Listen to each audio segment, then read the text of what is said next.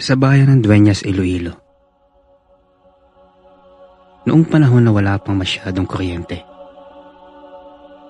ang dilim ay hindi lang kawalan ng liwanag. Ito ay isang kumot na nagtatago ng mga lihim. Dito nakatira si Teniente Gimo. Si Teniente Gimo ay hindi basta-bastang tao. Siya ang haligi at puno ng kanilang baryo. Mayaman, respetado, at laging nakangiti sa kanyang mga nasasakupan. Isang araw, ang anak ni Gimo na si Clara ay nag-imbita ng 2 kaklase mula sa universidad. Sina Maria at Ana. Hali kayo sa amin. Pista sa amin at siguradong busog kayo doon. Wika ni Clara. Sino ba ang tatanggi sa isang libreng bakasyon? Umuwi si Clara kasama ang 2 kaklase. Ngunit pagpasok pa lang nila sa baryo, naramdaman na ni Maria ang bigat ng hangin. At ang mga tao doon sa daan ay tumigil sa paglalakad na para lang tingnan sila. Hindi ito tingin ng paghanga, kundi tingin ng isang taong gutom na nakakakita ng pagkain. Ang bahay ni Teniente Gimo ay isang malaking mansyon na gawa sa nara at bato. Pagdating ni Maria, sinalubong sila ni Gimo. Tuloy kayo mga anak. Handa na lahat para sa malaking selebrasyon mamayang gabi. Bungad ng Teniente habang hinahasa ang kanyang mahabang itak sa harap ng kanilang bahay. Sa pagsapit ng hapunan, kapansin-pansin ang mga hain ay tila puro karni lamang. Wala itong halong gulay. At ang mga kulay ng karne ay pulang-pula. Napansin ni Maria na hindi kumakain si Teniente Gimo at ang kanyang mga tauhan. Nakatingin lang sila sa kanila. Bakit po hindi kayo kumakain, Teniente? Busog pa po ba kayo? Tanong ni Maria kay Teniente Gimo. Ngumiti lang si Teniente Gimo. Isang ngiting hindi umaabot sa kanyang tenga. Busog pa kami, iya. Ititira namin ang gana namin sa pagkain para sa espesyal na putahe mamayang madaling araw. Wika ni Teniente Gimo. Dahil sa pagod, maagang humiga ang mga dalaga. Pinatulog sila sa isang malaking kwarto doon sa itaas. Si Clara ang nasa gitna. Si Ana ang nasa kaliwa. At si Maria, siya yung nasa kanan, na malapit sa bintana. Sa paglalim ng gabi, hindi makatulog si Maria. May mga naririnig siyang kalansing na bakal sa ilalim ng silong. Sa kanyang kuryosidad, dahan-dahan siyang bumangon at sumilip sa bitak ng sahig na gawa sa kawayan. Doon, nakita niya ang mga tauhan ni Teniente Gimo na naghahanda ng malaking kawa na kumukulo ng tubig. Narinig niya ang boses ni Teniente Gimo. Mababa at gumagaral-gal ito. Makinig kayo para hindi tayo magkamali. Ang kakatayin ninyo ay ang dalagang nasa dulo. Yung may suot na kwintas na beads. Huwag ninyong gagalawin ang aking anak. Nang marinig ni Maria ang pinag-uusapan nila, nanigas ang kanyang buong katawan. Ang tinutukoy ni Gimo ay siya. Siya ang may suot ng kwintas na beads na binigay ni Clara bilang souvenir kanina. Sa loob ng madilim na kwarto, naririnig ni Maria ang mabigat na paghinga ni Ana at Clara. Alam niyang ilang minuto na lang ay aakyat na ang mga aswang. Kaya sa sobrang takot niya, ay napadasal ito. Ngunit nanaig ang pagnanais na makaligtas. Dahan-dahan sa gitna ng kadiliman ay tinanggal niya ang kanyang kwintas sa leeg. At isinuot niya ito kay Clara na mahimbing na natutulog. Ang kwintas naman ni Clara, nagawa sa pilak ay kinuha niya at isinuot niya ito sa kanyang sarili. Maya-maya pa, bumukas na ang pinto. Pumasok ang 3 lalaking may bitbit na sako at matatalas na kagamitan. Hindi sila nagsasalita. Sa dilim, kinapkap nila ang leeg ng dalaga nang maramdaman nila ang bid sa leeg ni Clara. Mabilis nilang binuhat ang sariling anak ng tenyente. Habang nangyayari yun, narinig ni Maria ang pigil na ungol ni Clara bago ito tuloy ang maipasok sa sako at nailabas ng kwarto. Sa pangyayaring yun, hindi na nag-aksaya ng panahon si Maria. Ginigising niya si Ana pero hindi ito magising. Sobrang lalim ng kanyang pagtulog. Marahil ginamitan ito ng pampatulog ng mga aswang. Wala siyang magawa kundi iwanan si Ana at tumalon sa bintana. Tumakbo siya sa gitna ng masusukol na gubat ng duenyas. Naririnig niya ang mga sigaw sa malayo. Hindi sigaw ng takot kundi sigaw ng mga gutom na mga halimaw. Habang tumatakbo, narinig niya ang isang malakas at nakakapangilabot na palahaw mula sa mansyon. Ang anak ko! Ang anak ko! Anak ko to! Iyon ang boses ni Teniente Guimont. Napagtanto nila na ang dalagang kinuha nila ay hindi si Maria kundi si Clara na anak ni Teniente Guimont. Ang galit na sigaw ay napalitan ng tunog ng mga pakpak at mayabag na mabibilis na humahabol sa kanya. Ilang sandali pa ang lumipas at patuloy ang pagtakbo ni Maria. At sa kalaunan ay narating nito ang kalsada, kung saan may dumadaang na truck ng mga sundalo at doon lang siya nakahinga. Ligtas na siya. Ngunit ang alaala ng gabing iyon, ang amoy ng kumukulong kawa at ang tingin ni Teniente Guimont ay hinding-hindi na mawawala sa kanyang isipan. Hanggang ngayon mga kaibigan, sinasabing ang pamilya ni Guimont ay nagtatago pa rin sa kadiliman. Naghihintay sa susunod na bisitang maliligaw sa kanilang baryo. Kaya paalala mga kaibigan, huwag kayong basta-basta sasama sa isang imbitasyon. Maaring kayo na ang susunod na biktima. Ako si Noctis PH. Hanggang sa muli.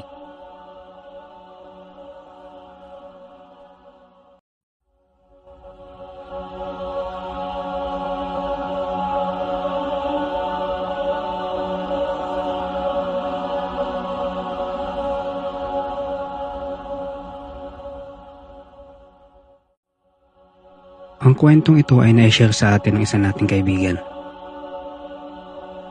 Tawagin natin siyang James. At ito ang kanyang kwento.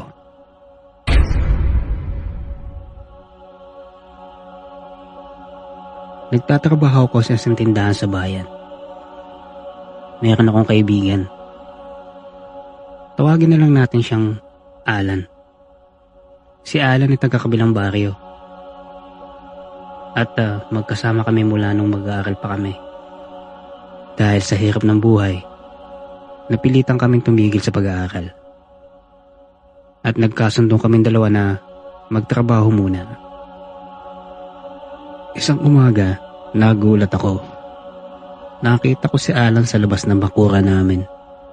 Nakangiti ito at nag-aantay. Magandang umaga, James. Sabay na tayong pumasok ha. At siya nga pala, imbitado ka sa piyesta namin doon sa kabilang baryo. Bati ni Alan sa akin. Magandang umaga din, Alan. Malapit na palang piyesta sa inyo. Agad ko naman tugon sa kanya.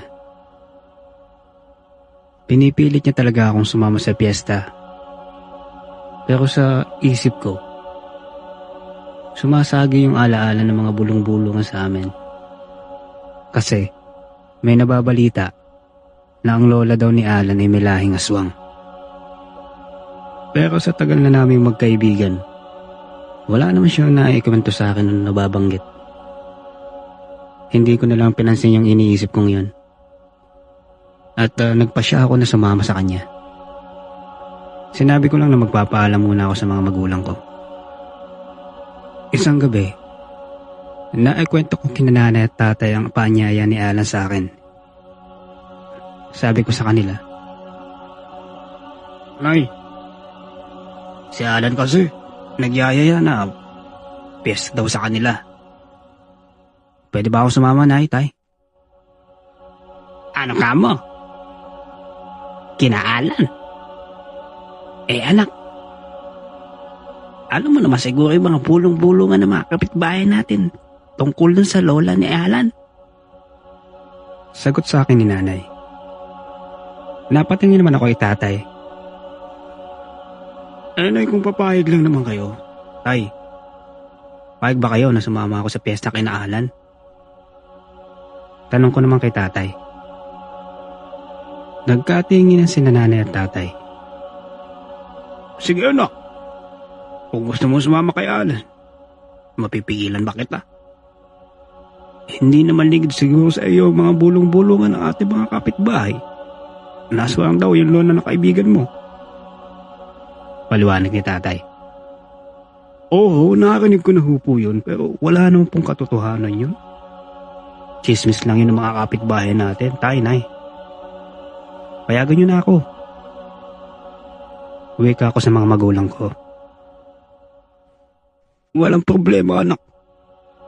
Basta huwag mong kalimutang isuot ito. Heto. Medalyon ito ng iyong lolo na ipinamana sa akin. Dalhin mo ito. At wag mong aalisin sa katawan mo. Ililigtas ka nito sa kahit anong kapahamakan, anak. Tumango lang ako at kinuha ko ang inabot ni tatay na medalyon. Pero sa totoo lang, hindi naman talaga ako naniniwala sa mga anting-anting at sa mga aswang. Itinago ko sa aking bulsa ang medalya na bigay ni tatay. At kinabukasan, lakas loob akong sumama kay Alan. Pagdating namin sa baryo nila, napansin ko ang mga tao doon na tila ba kakaiba ang titig. Parang may gustong sabihin sa akin. Napansin naman ito ni Alan. Pre, huwag mo nang pansinin yung mga taong yan. Alam mo mga chismoso yung mga yan. Kung ano-ano nakikita sa paligid. Wika ni Alan. Ganyan talaga sila pag may bago ditong muka. At ngumiti si Alan. Pagdating namin sa bahay ni Alan ay agad kami sinalubong ng kanyang lola. Si Lola Pinay. Halika iho. Ikaw ba ang kaibigan ng aking apo? Ikaw ba yung palagi niyang banggit na si James? Halika, pasok ka. At ikaw'y maupo sa lamesa at kumain ka. Alam kong gutom na gutom ka na. Opo, ako po si James. Ikaw Alan ha, baka kung ano-anong kinikwento mo kay Lola Pinay. Naku, ang daming handa ah. Ako lang ba yung bisita? Buti sumama ako. Sagot ko sa maglola na may pabiro. Ngunit bigla akong natigilan nang may naamoy akong kakaiba sa loob ng bahay. Mabaho. Malangsa. Tila ba may nabubulok na laman o hayop. Pero nagpatemali siya ako. Ayoko mapahiya si Alan. Kaya tiniis ko na lang kung ano man yung naaamoy ko. Sa lamesa, inupuan ko kung anong hinain nila sa akin. Isang hapag na puno ng iba't ibang klase ng putahe. Ngunit parang may mali dito. Kitang-kita ko sa isang malaking tipak ng karne ang umaagos na dugo. Muntik nang bumaliktad ng sigmura ko. Pumikit ako at kinusot ko ang aking mga mata. Pagtingin ko muli sa ulam, ay normal na ang mga ito. Nang maramdaman kong parang naiihi ako, nagtanong ako kung saan ang palikuran. Habang papunta ko roon ay huminto ako ng saglit sa labas upang huminga ng sariwang hangin. Doon nakita ko ang isang matandang lalaki sa gilid ng bahay. Isang albularyo. Sa leeg nito ay marami nakasabit na mga rosaryo at medalyon at mga bato na tila ba bertud. Iho. Matanong ko lang ano mo ba yung pinapasok mo? Hindi ba't apo ka ni Marciana ano? Nabigla ako at kilala niya ang namayapa akong lola. Kita ko sa reaksyon mo na nagulat ka ba? Alam mo iho, matalik kami magkaibigan ng lola Marciana mo. Sagot ng matanda sa akin. Halika iho, lumapit ka. Dalhin mo ito. Inabutan ako ng matanda ng ilang piraso ng kalamansi. Ililigtas ka nito. Ipatak mo ang mga kalamansing iyan sa mga pagkaing ihahain ni Pinay at ng kanyang mga apo. At alam ko na inabutan ka ng iyong ama na medalyon. Isabit mo sa iyong leeg iyan.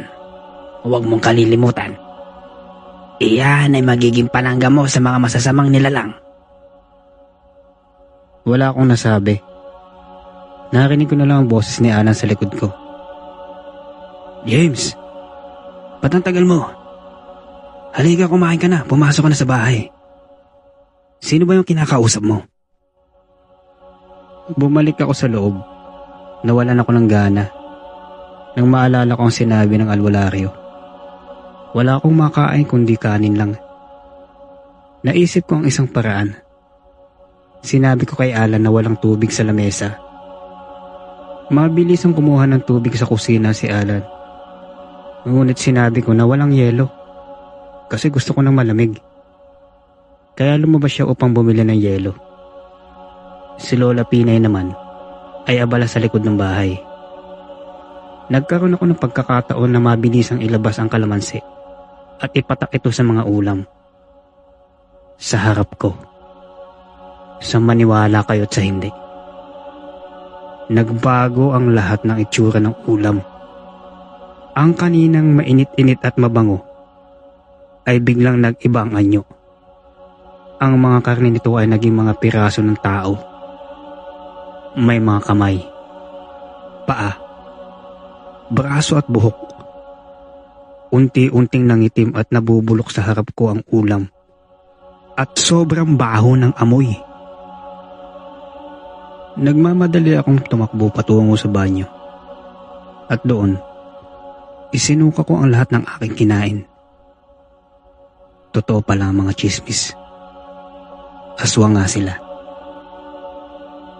Kinakabahan ako at kinapa ko ang medalyon na bigay sa akin ng tatay. Isunod ko yun sa aking leeg. Nang lumabas ako, iba na ang mukha ng maglola. Parehong malamig, maputla, at matalim ang titig sa akin. James, anong ginawa mo? Anong nilagay mo sa mga ulam? Tanong ni Alan sa akin na may malamig na boses. Wala, Alan. Pumunta lang ako sa banyo kasi masama yung paaramdam ko. Pilit kong wika kay Alan. Sinungaling ka. Anong nilagay mo sa ulam? Takot na ako. Ngunit sa isang kisap mata, biglang nasa harap ko na si Alan. Ang kanyang mukha ay halos nakadikit na sa akin. Ano ba, Alan? Natakot mo naman ako. Panggigilalas kong sabi sa kanya. Bigla naman siyang umatras at naramdaman ko na umiinit ang medalyon sa aking dibdib.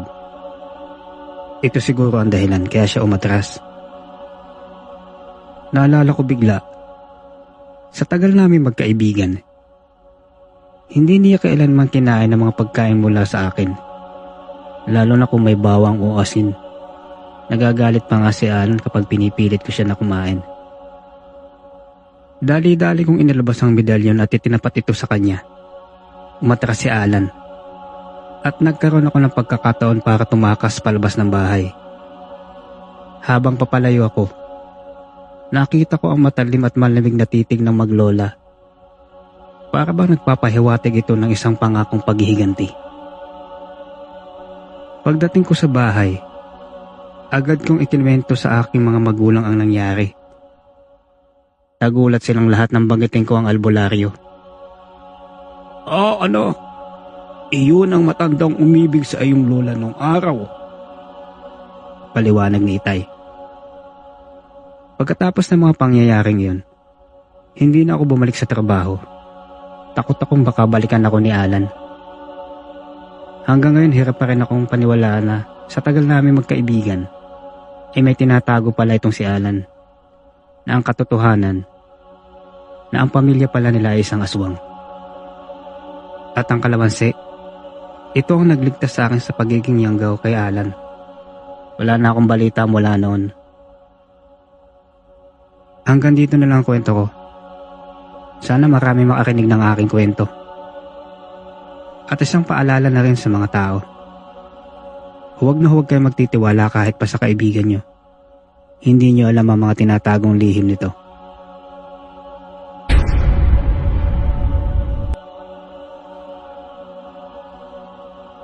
Okay mga kababayan, isa na namang magandang kwento ang na-share sa atin ng isa nating kaibigan. So ang aral natin sa kwento, alam niyo mga kababayan, mahirap talaga magtiwala sa kahit na sino. Minsan, yung taong inakala mo na alam mo na at kilala mo na siya ng lubusan, ay siya pala yung may lihim na masamang balak sa'yo. Kaya, matuto tayong hatiin natin yung tiwala, huwag nating ibigay ng buo. Hanggang sa muli, ako po si Noctis PH. Huwag niyo pong kalimutang i-like ang video at mag-subscribe na din po kayo sa akin channel. Napakalaking tulong po nito para sa paglago ng channel. Marami pong salamat and God bless and goodbye.